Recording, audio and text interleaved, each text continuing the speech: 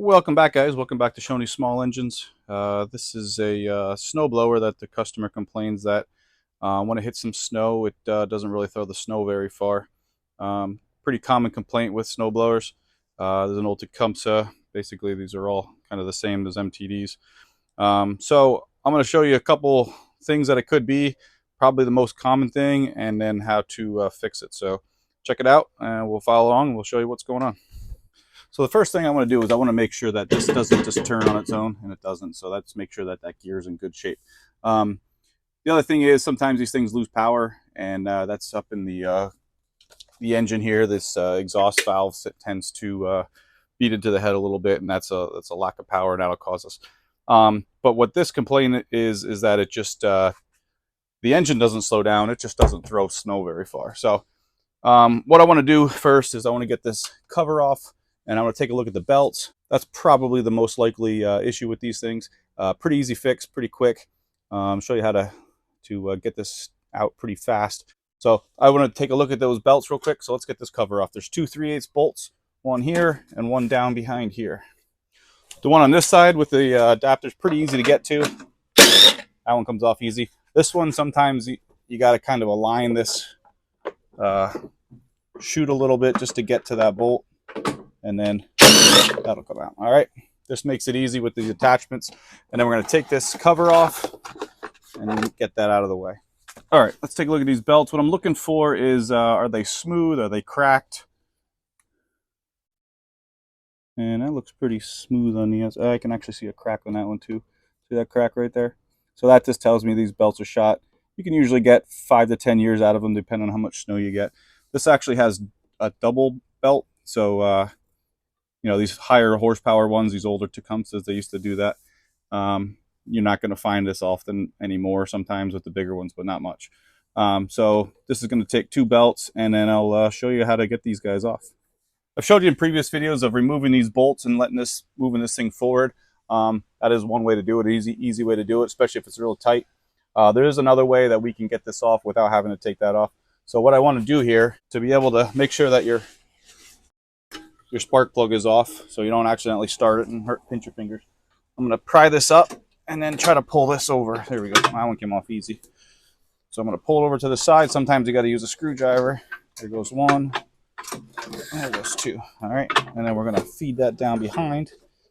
Now, it's real hard to, it's very difficult to push these out from the back because there's a lot of things holding it on the backside. So what I'm going to do is I'm going to flip it on its front end. We'll take the bottom cover off, and I'll show you how to pull them out from the back. Now we got 3 more 3/8 bolts. Some of these have 2. Take that one somewhere on the side here.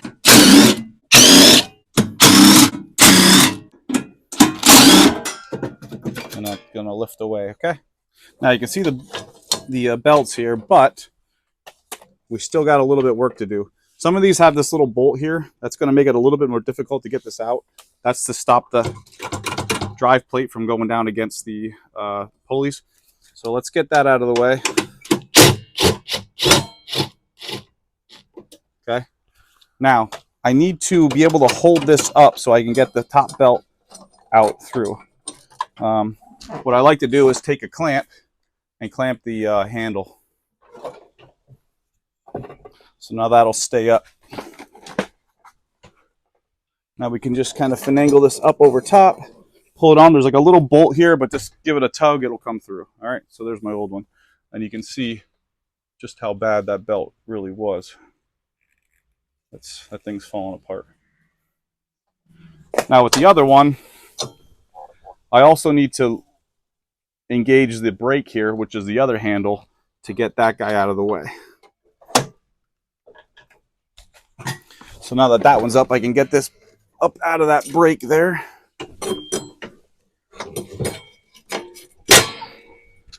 And then pull that out. Okay, there's the other one.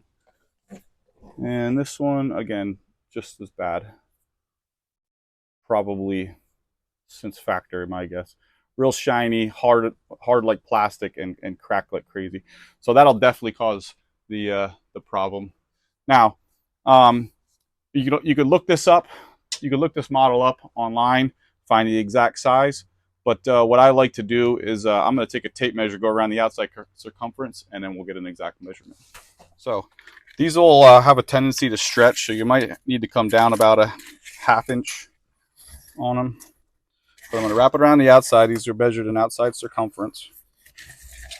And it goes right to the tip here, which is, it looks like just under 3 feet, which that was 36, so 35.5. So I'm going to order a 35-inch belt. And this also is a, you have to look at the width. This is a 3/8 inch. You know, a ½ inch would go all the way up to the 3 here from the half. That's a 2 to the, so that's a 3/8 inch belt. So 3/8 by 35. Now, I do a lot of these, so I always keep these guys in stock. But if you had to order it, pretty much any 3/8 belt you find online, pretty good. These guys just came from.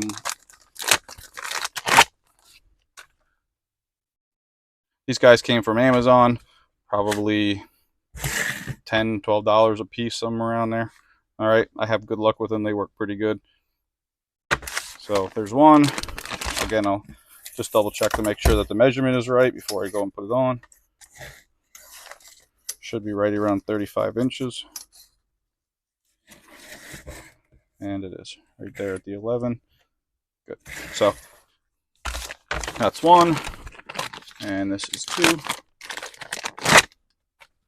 Just to double it. It should be the same exact thing, but I'm going to measure this one just in case. The other package came wrong. Perfect. All right. Another thing you can sometimes do is just put one on one end and put one on the other and see how close they are. They should be relatively close. They shouldn't be extremely different. All right, let's get these back on. So now we're just kind of reversing the process. We're going to lift up on this and try to get through that screw hole. This is where I take a long flathead screwdriver, because there's a bolt right here. Push that up against that bolt. Now I'm going to lift. I'm going to put the screwdriver up against it, the belt, lift up, and give it a shove.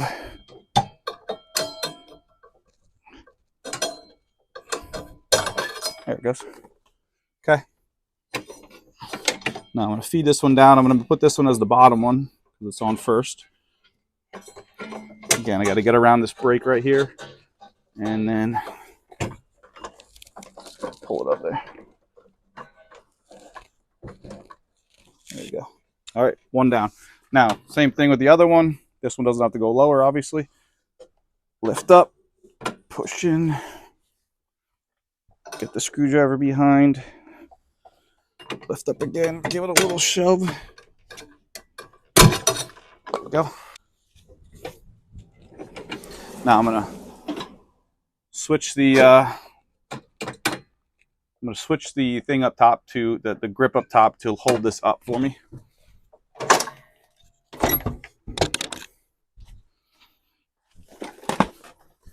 Now I can get around this upper one. And now I'm going to tighten this bolt so I don't lose my belt, and then I can let go of the clamp. Those are all together. I'm not going to put the bottom on until I make sure that I get the belts on from the top. But before I do that, I'm going to quick clean up this transmission, grease the gear select, and clean up the pulley here while I'm under here. All right, so I just kind of got most of the rubber off the bottom here. I'm just gonna, and I clean the old grease off of here. I'm gonna put some lithium grease in here, and then just make sure that this is cleaned after I put the grease on. So I only use white lithium grease for this because regular grease is going to get real sticky in the cold.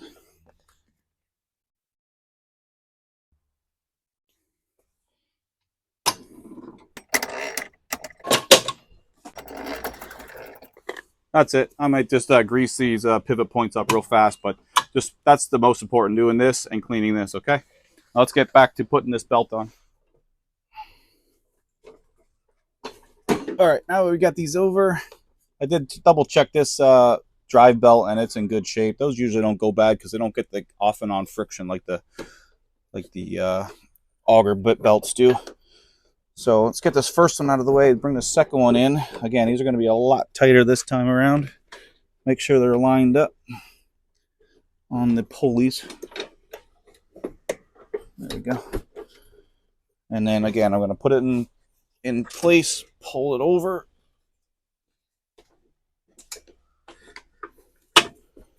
Let's get this one stuck. Hold on.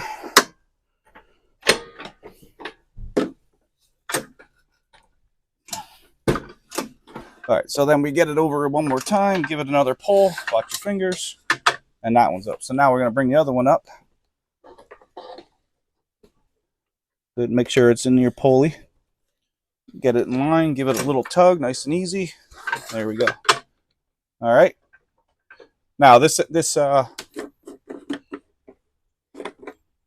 engine is dry because it was summerized. So I'm not going to start it up and give it a try but I know it's going to work. Those are the right sizes. It should be a little bit of slack here. It shouldn't be super tight. That if I pull these move. Those shouldn't move. Now if I hold it down, now it should move. All right. So I know I'm in good shape there. I'm just going to put the cover back on, put the bottom cover back on, and that'll be it.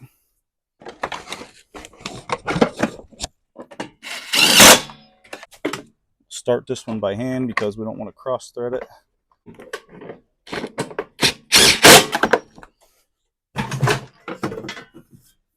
Again, I lube the wheels, I lube the axles here. I just to make sure that everything moves nice and smooth now.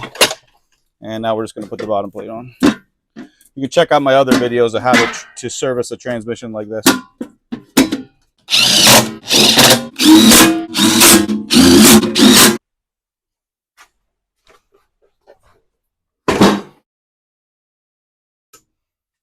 All right, that's it. Pretty basic. Obviously, regular maintenance would prevent that because that's something we check when they come in for a regular service. We usually change the oil. Check over the auger, clean it, service the transmission, pull cord, everything, carburetor. But yeah, if that's happening to you, that would be the first thing I would check. From there, there's more things that are involved. But hope this helps. If you have any questions, hit me up in the comments. Check out some of these other videos. Make sure you hit that like and subscribe, and I'll check you guys next time. Thanks. And put it up over. Yeah. I can see the small engine right there. I do, yeah. What do you like, for anybody or what? Or just? Yeah, I have a lot of customers. Yeah. Do anything with Echo leaf? Your leaf car blowers. Your car. I do, yeah, a lot of them. I got I think it's a 990 or something. It's on the heavy backpack yeah. Blower. Yeah. Not working. A pull issue. It's kind of like catching. Well, it's really hard to pull, but I'm not sure. I read up on it, and it had some like cylinder issues where the cylinder would score itself or something. Yeah, yeah. Well, I mean that's something I can definitely check on. Usually, if this cylinder is scored, unless it's seized, it usually gets easier to pull because you lose compression. You know what I mean? The harder it is, the higher the compression. But does it have the valves on the top? I'm not sure. Yeah, it's a 2-stroke with the valves. I'm pretty sure. Send me a text. Let me know what you got. Okay. All right. And yeah. No, not long. What are you looking at? Like, just drop it off? Yeah, I'm a little busy right now, but probably like a week or two I'll be caught up. It's no rush though. Yeah, that's fine. Yeah, text me your name, what you have, and we'll set up a time to pick it in. Yep, see ya. Wasn't that you that took that guy's motorcycle when he crashed out front? Yeah. That was the coolest thing. Thanks. Just letting you know, we watched it. We were going to do the same thing Oh. that we saw you. Yeah, I just parked it here a couple days and I dropped it off. That was the coolest thing. Thank you.